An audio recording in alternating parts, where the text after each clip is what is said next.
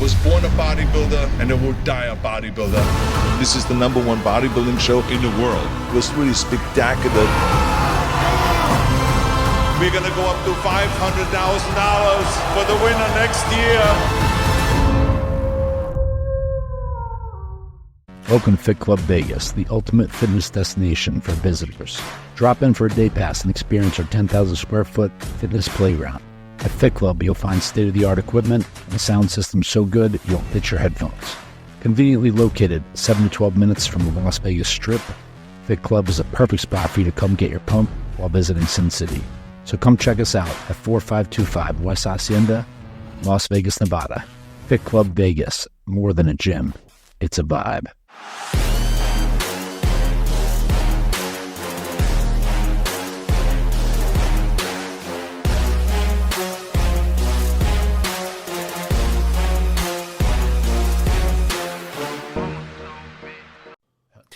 In 2025, we're back. Arnold Classic weekend. This is a huge, probably the biggest weekend of the year. This is the kickoff event of the season, and we're here with the man behind it all, Brian Powers. I think that might be Arnold Schwarzenegger, yeah. But I appreciate the acknowledgement. Thanks for having me, guys. Yeah, of course. We've been looking forward to this weekend. We've been talking about this is obviously a planned weekend from basically last year. I mean, it seems like it never stops. I mean, we start discussing, the success. We were celebrating last year with me receiving the Lifetime Achievement Award from Arnold himself, which was probably one of the biggest achievements I think I've ever had. And I know the committee is part of that. You're part of that committee. This year we have, Mike Katz. Yeah, Mike will be getting the awards this year. Which is pretty amazing because I have actually a history with Mike. He judged me at the Olympia. And, of course, Arnold. I mean, the big thing is Arnold is once again in Columbus. You guys bring a lot of notoriety to Columbus for a long time. But this hasn't been something that always – I want to get a little bit into your background because, you've obviously taken over this contest as far as the chief executive of the whole event pretty much. And I know that's not an easy task. So, you have a background in a lot of events.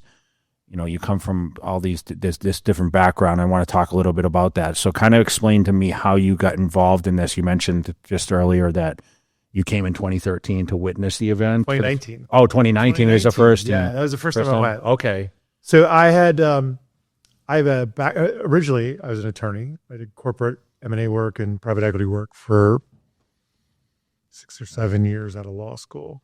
And I ended up working in-house for a company called Informa. Informa is the largest exhibition company in the world. And my job was to help them buy businesses, big and small, in North America.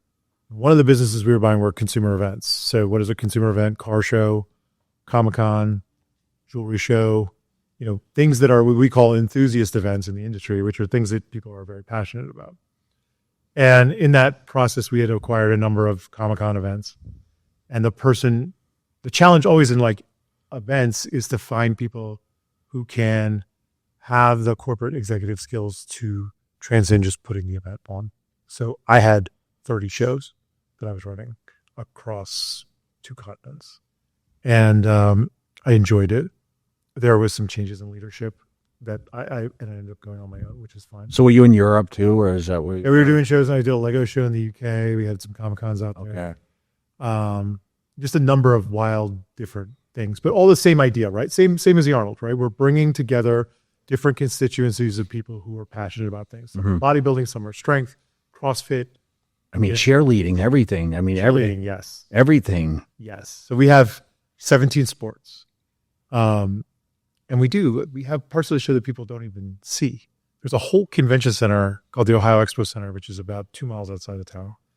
And we have grappling and mixed martial arts and cheerleading and jousting things. And what? You had jousting, I think, one year too, right? Medieval fighting. Yeah, the medieval thing with the. I was walking through one year and I saw all these people in these I think what medieval outfits. I think what we need to do is have you dress up and go in there. No, it's like injuries all over the place. Okay, maybe not. But anyway, on the Kids Expo part of it, or what I call the Kids Expo, there's actually quite things going on out there. it doesn't see, to most people, they don't even know, in the industry, don't even know that that's happening. And we drew 15,000 people out there. So there's a very large group of people come for a variety of different reasons, but they're all there for the same thing. They're there for Arnold Schwarzenegger. Of course. They're there for the experience. They're here to see the expo. They're here to interact with other people. And so that's what my background really was. And then the challenge for me was we're putting on world championship caliber events and in spaces that I'm not familiar with. Like I didn't. So you didn't know who Jay Cutler was? I did know who you were because no, I knew you and I knew Bronny and I knew Dorian Yates? Obviously Arnold. Pictures. I remember Lee Priest. I remember Lee Priest being like, "Oh, Lee Priest looks cool." Like I remember seeing they'd be in the supermarket, right? You guys were in the supermarket. Like when you go to checkout, they have magazines, of course, and they'd always have like the Weeder magazines, and that was like I'm 45, so I would have to have been. This is like 90. Yeah, in the 90s and 2000s, and yeah, I would have been 15, 16, 17. before social media, right? And you'd have these super granular black and white pictures of Lee Priest. I remember those like Flex magazine. of course. I was too afraid to buy them, but I remember you, and I remember. So I didn't influence you at that point. Not quite yet. Okay. Not quite yet. Not quite yet. But I remember being on ESPN. I can remember, they would cover it, and when you're a kid and you don't stream, you watch whatever's like. Oh, I remember watching World's Strongest Man for 15 million hours, like everybody else do. So I was familiar with that. The part that was challenging for me was learning elements of stage production and broadcast for that level, and also the scrutiny that comes with our sport is small, but they are very passionate about what MIP do, and because of the affiliation with Arnold, you become much more subject to personal criticism than perhaps I. Can you take that well though? Yeah, I don't. I try to focus on just what you're good at. I mean, if you're good at it, I mean, I have a background of it, so yeah, it's the events. So you try to I just focus on the details of putting on the best event I can. And the way that we think about it is we have these constituencies with the athletes, and the exhibitors and sponsors, and we have the fans. And so we go through every year and we try to figure out what we got right, what we got wrong. And we listen to feedback. We survey. I'm sure you've gotten those surveys. But no, we have a personal relationship, so it's a little different. I mean, that's the thing. He just complain to me directly. Yeah. But I don't complain, by the way. It's always been great. Full disclosure, they do talk from time to time. But the idea is to just refine the process. It's the same checklists. It's the same stuff every single year. And we have a schedule, and we follow that schedule. And we just try to take out as much human element and error that we can. We try to hire the best people we can. We're very rigorous on that stuff. And I'm been known to be a very difficult person as a boss, but I mean, you're demanding. I've heard that. But yes. So you came in 19 and you witnessed it for the first time. Why did you come? Who invited you to Arnold come invited me. Okay. So originally, so Arnold found you somewhere at a convention Comic-Con? center in Alamo. Okay. At the Houston Astrodome. And do you remember what he said to you for the first time? It's Arnold Schwarzenegger. So who introduced you and how did it come about? Do you remember? I had a client who was selling his show, and I was there to sell his show. And then coincidentally, I had a license agreement with DC Comics. We were like their license booth. It was a big business. We had like 30 shows or 60 shows that we would set up the DC booth and sell exclusive comics and other stuff. So it just so happened that I was selling the show, and then I was also doing the booth, which I never do. I was not like the guy folding t-shirts, but that weekend I was the guy folding the t-shirts. And the sale of the business was complicated, but he had booked Arnold as a guest. And I was sitting in my booth just folding t-shirts, and I got a call from him. There were some complications with the appearance, and I have a lot of experience doing that. And I said, I don't really want to step into a shitstorm with Arnold Schwarzenegger. Yeah. That to be my first impression with him. But I will do it. But the rule is you have to leave. Just let me do it, and then get on the plane. So we went through it. We got through the things we needed to get through before you had to fly out. And I became friends with his chief of staff, Daniel, who you know pretty well. Yeah. And he wanted to bring elements of the Comic-Con experience to, that's how it initially started, right? Was that he wanted to do a Comic-Con at the Arnold. And I said to him, I think the elements that make Comic-Con special could be applied to this event, but the event is very focused on fitness, and there's not a lot of overlap between the two. So I was like, anything that I'm going to try to do is going to get blown out of the water by this thing. So I told him at the time, I was like, I don't think this is like a great fit, but we continued the conversation. We talked about maybe doing our own one. And then when the pandemic happened and things changed pretty rapidly for the business. What was that call like when you got a call from Arnold offering it to you, saying, I want you to run this? It was exciting. But at the same time, like I wanted, just like anything with Arnold, like you want to do whatever you can do. But as I've gotten a little bit older, I've learned you have to separate the celebrity parts of what we're doing and make sure that it's a business that works. Yeah. And I didn't think, not because I didn't think he couldn't pull off I wanted him to do his own show. Let's do a new show in a new venue and do it all over again. But I knew here there was so much stuff already going on. I mean, Lorimer had built a huge thing already. So my point was like, I can do things on revenue optimization. I can do things to enhance the fan experience or help with operations and consult in that capacity. But I'm not going to bring some totally different element to the show. It's just not going to resonate with your fans. It's not going to be economically successful for you or me, and it'll be frustrating. So I think he respected that. And I think, it helped actually broaden our relationship because I just told him what I think, for better or worse. You were honest. I think everybody, you'll know where you stand with me pretty quickly. I mean, whether you're Arnold Schwarzenegger or guy running a 10x10 booth, I'm pretty much who I am. So it was fine. And I had other things going on, and it was just the timing wasn't great. But I really enjoy spending Arnold's, not just Arnold, but his whole team is like really special people, and they're great people to work with. And they have such a great attitude that I just enjoyed hanging out with not only just him, but like Daniel and Noah and Paul, his business partners. They're all top shelf people. And I think it's a really good example of you are the sum of your parts. The people that, it was the cliche, you're the sum of the average of the 5 people that you hang out most closely with. Well, the people he hangs out with are like exceptional people. And so it was fun to hang out with them because they were all doing very interesting things and had interesting things to talk about. So I enjoyed that part of it for sure. So you took over, what was the first year you started? We did the 2021 show. I produced the 2021 show on about 8 weeks notice, or maybe a little bit more. What's the most challenging thing when you put together an auto classic? Is it crunch time the whole time? I mean, you kind of have to plan way ahead, but you have to get a lot of vendors in place. You have a lot of athletes in place, a lot of commitment. Is the commitment part on everyone else's, because you're kind of waiting for commitment? Is that a challenge for you? Or is it kind of the organization once you get those commitments and spreading it out? Because listen, everyone wants to be treated like upper level. Right. And you have levels of sponsorship, and then you have athletes that are obviously the big pushers of the contest that compete in all the categories, even probably in the other sports that you do.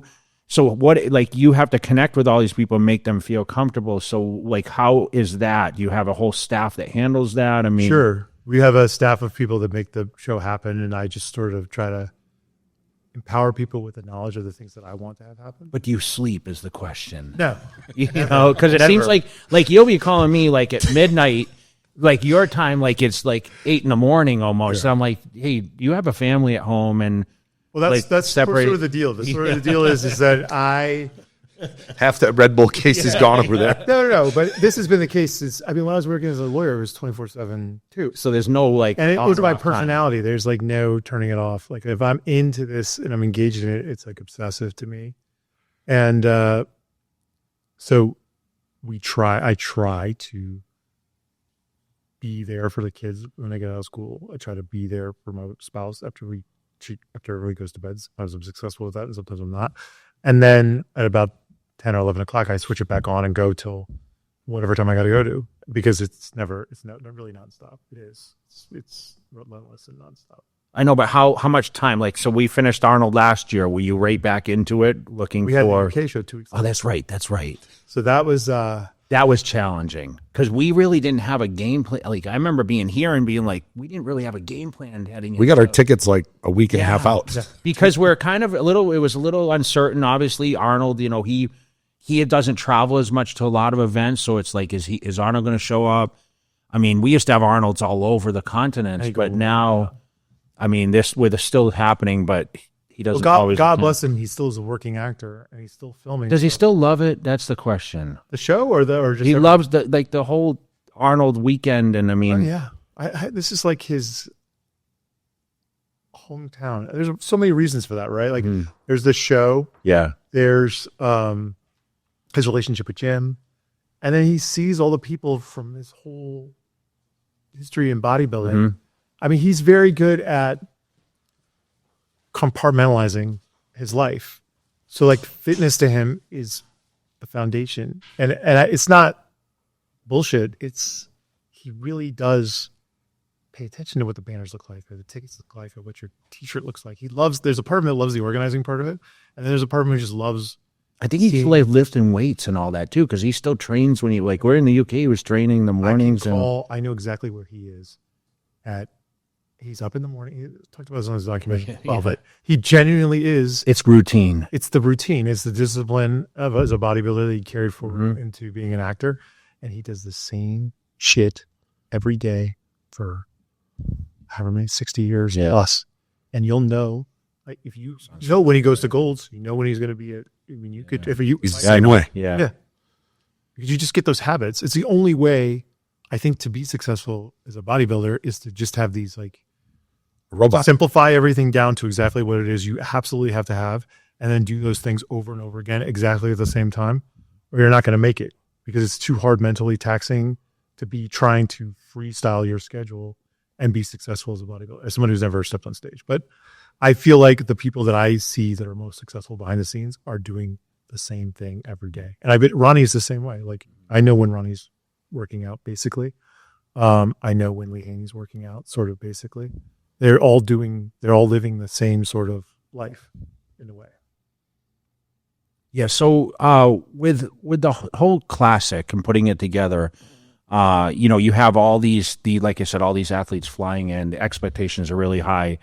How do you raise the bar every time? I mean, is that the goal, or is it just so that's interesting evolution of because we get that question, we also get the Olympia question, right? And I think for me, it is sometimes the talent, like this year is going to be an amazing show. We have amazing brands, and we're grateful for that. There's other years like 2022 where we're still building credibility in the industry. So you have to take the things that are working and try to amplify those things, and try to take the things that are not working and make them as best as you can make them. This is for so far the biggest event Expo wise, correct? Yeah. By a long shot. By a long shot. You said you walked through today, and it was just... It's massive. It is. I believe it is, to my staff's credit, I think it's the best fitness expo. FIBO is very good for other reasons that have to deal with, like, equipment and B2B and that kind of stuff. But in terms of a fan experience, I don't think there's a better expo in the world. I don't think for bodybuilding, I don't think there's a better produced event. I think for Strongman, I don't think there's a better produced And you're streaming the event, which obviously is, and it's free. Yep. Which is not common usually. No. But you know what? At the end of the day, for us, we look at it as a marketing opportunity, both for the sport of bodybuilding and for us. And we have found ways, production-wise, to make it reasonable. It's still very expensive. I know. Talk about the other, you have all these different, you have Brazil and you have Mexico and all these places that are streaming. Is that the goal? I mean, to build this? I think we'd like to do that ultimately. I think, it seems like the pandemic was really far away, but it's not really that far away. And for brands, particularly nutritional supplements, market's very different, as you know. There's a lot of smaller and mid-sized boutique brands that are built around a particular personality. The gigantic brands of the 80s and 90s are in a different space in terms of what they're trying to reach and do. So it's not like you had, GNC doing a 20 by 100 foot booth, and they're still here and they're still buying things, and business still, I'm sure business still happens at the Arnold big time, but you have to try to find the new brands and try to grow them up. So we'll have new brands come to us and say, we want to do a 20 by 100 foot booth and we're going to spend $400,000. And I'm like, we usually will refuse to sell anybody anything, regardless of how much money they want to give us. We don't want them to do bigger than 20 by 30 in their first year. so that they can figure out what they want to do Mhm. from a branding perspective. And because what will happen is with those brands is they'll come to you after the show and say, I want to spend $1 million at the show. And by the time the show comes around, they don't have the money to do it. So giving people, building relationships, we look at relationships as 10-year relationships, 20-year relationships. If you look at our relationship with Rogue, we've had a 22-year relationship with Rogue. Mutant's been a great relationship for us. They've been our title sponsor for 4 years now. We'll probably end up extending them as well. Our relationship with KSM is a 3 or 4 year deal. So to me, we are focused on success for all of our event participants, but particularly our sponsors and exhibitors, making sure that they do something that's manageable and that they want to come back every year. Talk a little bit about the Strongman, because that seems to be an event that's grown tremendously here. Yes. And I mean, you have the separate arena in the Expo Hall that was. There's two placed there. things about Strongman that I take a lot of pride in. One was the idea that we could do a ticketed event and people would pay a premium to attend, which they do. We are drawing it's only because we're capacity constrained in what we're building, but we're drawing very close to bodybuilding numbers in terms of paid attendance, and we've only been doing it for 3 years. So that's exciting. And then the ability to have, because it's smaller, we can do women at a much bigger level than that previously have. And that sport's still very much in development. But the fact that we were able to bring women, a real professional women's contest and offer real prize money, and the fact that we can do, it feels like an in-studio event in a convention center. I mean, when you walk back there on Monday, it's empty.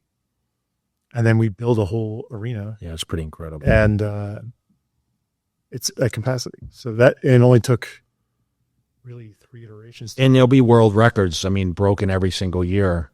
I think every year. I think Aren't they doing something with Thor's trying to do something with he break his all time. Yeah. Right? And that event appears on CBS. It's a national broadcast, and we've gotten interest from other brands, that are interested in streaming it, as Amazon and Netflix kind of move more into sports because that's where the money's at. So you could be seeing us on a streaming platform or with another, doing things live as opposed. Right now it's tape delayed. Strongman's very different for a variety of different reasons. It's very difficult to Have a live event. It takes so long, but we live in the internet age, and if you wait 3 months to put it on TV, everyone knows what happened. What do you look forward to the most for events? Do you have something that you particularly enjoy the most to watch, or is it just more? Do you feel like you're kind of running around at the event and kind of making sure everything's going as planned? Pacific West Injury Law. Injured? Call 602-HURT. Car accident? Call 602-HURT. Our firm is dedicated to you and your recovery. It's funny. Like you walk through the Expo. They don't believe me, but I feel like I live 6 to 12 months in the future. So the event's happening, and I'm thinking about what went wrong, or who needs to come next year, or who we got to talk to make sure there's something.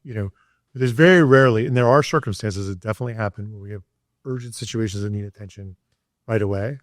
But most of my time is spent making sure the event's set up. But on site, it's more like thinking about what's going to happen next year. It sounds like me after I won the Olympia and saying, how can I be better for next year instead of enjoying the moments? At his party, he's deciding this. Yeah, I feel the same way. I'm sitting around thinking like we got to rebook these guys, or we fuck this thing up and we got to make it better. And I don't know. I feel like there's always a little bit of, people don't want to talk about this, but there's always like an insecurity in success, right? I'm sure you've felt that at times where you feel like it's almost like an imposter syndrome. Like people are excited about the show and you're thinking about the 3 things that went wrong that no one noticed, but you noticed them. Of course. And so as I've gotten a little bit older, I talked about this a little bit in the athlete meeting too. You have to take time to do 3 things that I've always, I am a professional. You have to conduct yourself as a professional. And part of that means sometimes if things aren't going well, you need to cover that up a little bit better. You need to be thankful for the people that brought you here and make sure that they feel like they got the experience. Because a lot of the people that are working for you on shows for preparing to compete are either not getting paid or getting paid very little. And they're doing it to make you feel successful. So if you're not acting your best and you're not appreciating them in this little moment that we have, then it ruins the experience for them as well. About people you care about, so spouses and girlfriends and friends, those types of people who are taking time out of their day, drove you to the gym, prepped your food, whatever. So it only takes 2 or 3 words spoken in anger or whatever to ruin that whole thing that they've spent a year preparing for as well. So the one thing I asked them to do was like, take the time today and reach out to people that have been special to you and thank them before you go into the competition. Are you so Monday after the event? What is it? Is it still? Are you still here on the ground? I mean, Yeah, is we're it paying conversation bills, with Arnold? reconciling bills, Okay. clearing things up. We pay bills and do the books for Weeks. 40 days after, and then we're right into rebooking, reaching out to sponsors. How'd your show go? Thinking about if we want to do something big, like when we did slap lighting and some of the other stuff. Like, I forgot we need to start those conversations almost immediately because it takes a long time to get them on the chase tag is another one. When this weekend is over, how do you gauge whether or not it was successful to you? Well, it doesn't make money. This is obviously Of course. Yeah. But then I think we're more focused on what is the feedback we get from exhibitors and sponsors and fans and athletes. We survey meticulously. We spend a lot of time filling out, preparing surveys and trying to collect that data and figure out what's going on. And we look at the analytics from social media. We look at analytics from the live stream, and that we try. I think what can happen as a promoter, if you're somebody who started your own show, or you're an entrepreneur, we call it entrepreneurial-led events, but events are not corporately led. Your show reflects the things that you want to see, but it doesn't necessarily reflect what fans want to see. Yeah. And the only way to figure out what fans or brands want is to ask them the questions and get the data as much as you can get it. So I try very hard not to do things that are not data-driven, because I'll make mistakes as a human being. There may be things that I like that other people don't like. And I think if you can make it impersonal insofar as like you're executing on what other people want and you're focusing on your service to them, then you're going to have a great show. And we find that out by the way we measure it. Do you have an expected attendance for this year? Is it hard to say? 2 things. 1, we do. And 2, I'm always hesitant to do numbers because you get yourself as a promoter in a trap of saying it has to be more than last year. Or it has to be. Of course, it grows over every It year. has to be 110. Because if you said you had 90, then it shows a failure, even if it's not a failure. So we will have more people this year than last year. I will say that. But more importantly, and this is the way I talk to brands about it, is like who's coming and how many people can you realistically fit through your booth? Because they want to go home and say, easiest thing as a marketing person to say to your boss is, there were 200,000 people there. Well, if your booth can only see 100 people in an hour, then during the exhibition, you're only going to see a couple thousand. And my job as success, did they buy something? Did they have an interaction that resulted in them becoming a customer? Or they deepen a customer relationship?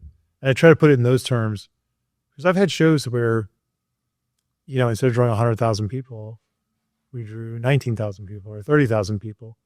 And brands have come back to us and said they loved it. Amazing. Because the people who went were the hardcore people.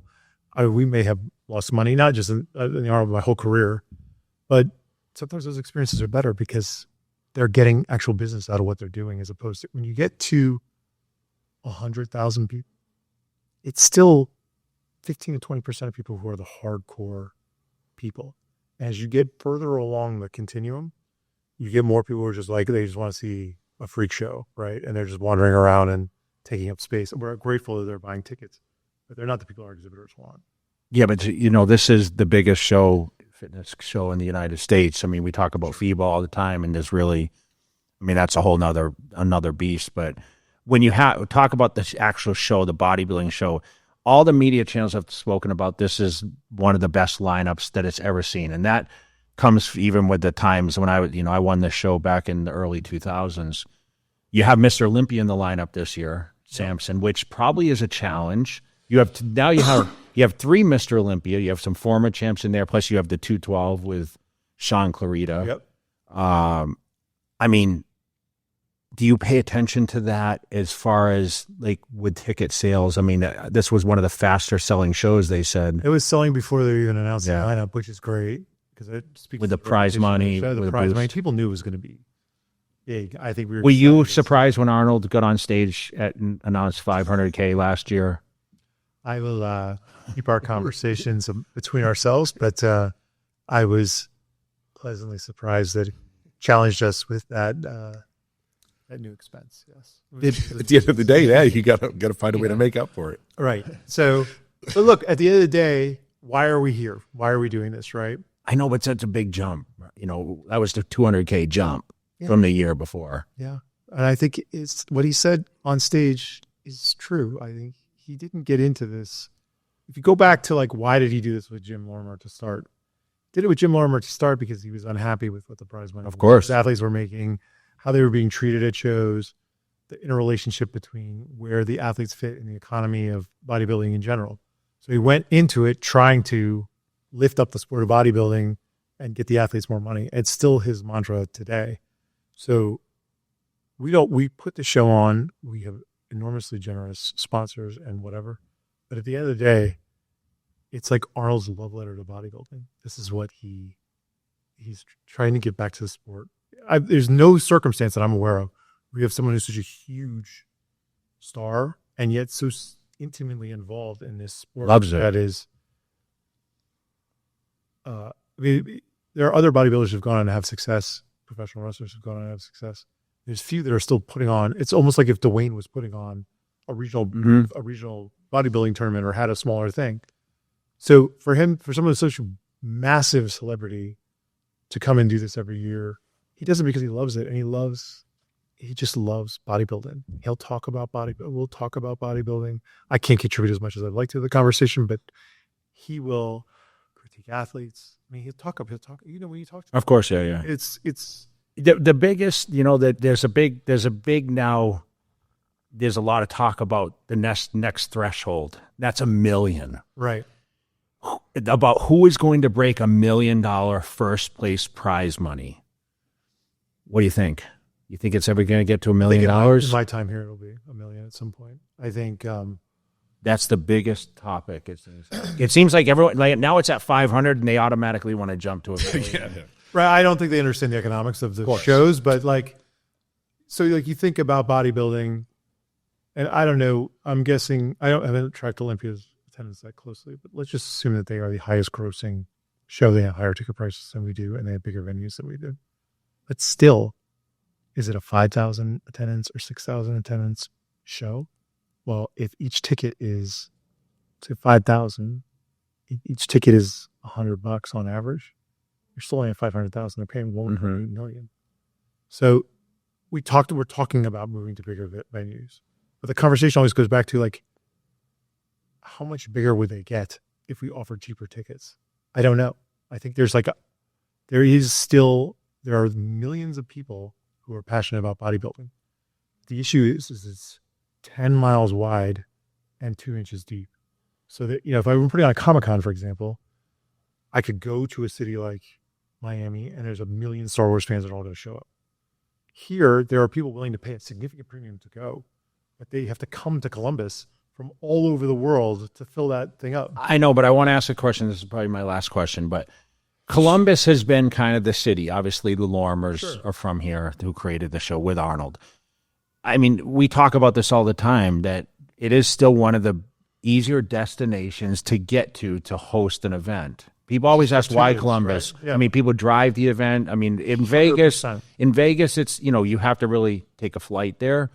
But this location, it seems like we have a lot of people, because anytime people come up to me at the Expo, where are you from? A lot of people drive in. 100%. Which I never hear. Every single consumer exhibition that exists, whether it's San Diego Comic-Con. Success of it? It's 80% is within a 3-hour driving radius of where you live. So we're in Columbus, which has some metro populations, not the biggest. You've got Chicago, Pittsburgh, Cleveland, Detroit. Wisconsin, Detroit. There's like 40 million people within come 5 up hours. from Tennessee. They drive from South Carolina, North Carolina. And the other thing is and I don't want to get too nerdy on this, but you go to Vegas or you go to Orlando, and this is not just about Olympia, I'm just talking about these cities generally, the fans' expectation of what they're going to get for the money is sky high. You live in Florida, you get a discount ticket to go to Disney World. You go to Disney World for $25 or $30, and you have this multi-million-dollar experience. Vegas, same thing. Like you can find tickets to things that are amazing, but not expensive. But in Columbus, there's less things going on, and so they're more apt to travel a longer distance to do it. And to your point about Las Vegas, it is geographically isolated, but it's easier to get someone to say, "Hey, you want to get in your car, split a hotel room, we'll put 6 guys in a hotel, we'll buy some tickets, we'll get a bunch of free stuff, and we'll go home and we'll tell everyone how awesome it is." Columbus is perfect for that. Just like if I were to take Arnold to an appearance in Los Angeles, where he's a public figure, he's a governor of California, versus taking him to an event in London where he's never available, demand's always going to be much bigger, Yeah. for that sort of thing. So I think we're lucky. And again, back to Lormer's, they really did build this thing that didn't exist. And there have been a lot of people who've tried it and have failed. And it's because of Jim's unrelenting commitment and connections to the city and just his willingness to keep trying to make it bigger. I mean, he's just a remarkable person taking risk on a model that didn't exist. So it's whatever credit I get from this is largely built on the fact that he brought in an endemic audience of several 100,000 people who were already doing the show. So all I try to do is just like take that thing and just stick it on a pedestal and light it a little bit better and make it a little bit more polished. And the risk for me was, if I make that investment, are people willing to pay for it? And it seems like they are. Yeah, listen, we know you're crazy busy this weekend. That's why we just wanted to sit down with you for a few minutes and just grab a little bit of your time. And, No, it's fun. I mean, this is the beginning of the weekend. So I feel like we're just talking on the phone. No, I know. I know. But we just want to be, as we lead in, the expectations are high. We're really excited about the show. Obviously, the Expo, we have some really big booths there, I'm part of. And, we're looking for another successful year. So, we wish you the best. And hopefully you will get some downtime after it's over. Never. You won't. But it'll be good. And I want to thank you for everything you've done for Jay and myself and for the industry as a whole, because a lot of times you don't get credit for a lot of the things that you do. Every time we come here, the red carpet's rolled out. So thank you very much. I'm happy to hear that, because it is something that we take a lot of pride in. It is a mandate of Arnold's. And like I said, I was fortunate to be trained by a corporation. So I have more. I've absorbed a lot of institutional knowledge. We know what works and what doesn't work. And a lot of what I'm doing is just applying stuff that's known. So it's been a great opportunity for me. It's been a great partnership with Arnold. So thank you again for your time. Awesome, man.